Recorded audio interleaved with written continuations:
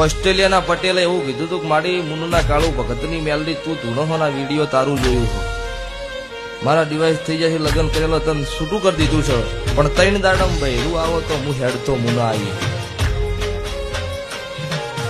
3 કલાક નતા થવા દીધા ને બહેરું પાછું લાવ્યું તું. ભાઈ ફોન કર્યો ભુવાજી ભૂલમાં આવું કહેવાય ગયું, ઓસ્ટ્રેલિયાથી સાઈડ તું જમનું આવું.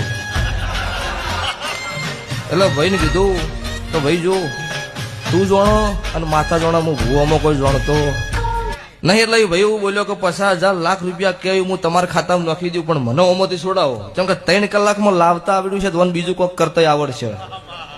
એટલે ભાઈને કીધું જો ભાઈ એવી રૂપિયાની આશા મારા ભુવાનો છે નહીં, પણ મારો મેલડીનો ભગવાન હું હાથે દોઢ નહીં લ્યું, બીજા ભાઈના હાથે દોઢ લેવરા. ભાઈ દંડ ધર્મ તું કરતો છોડતો હોય માતા તો. એટલે દોઢ આલ્યો તો એ ભાઈ હરુપાના 21,000 રૂપિયા ભુવાન ખાતામાં નોશ્યા કે ભુવાજી નોખવા જ છે મારે, તમે વાપરજો ભલે.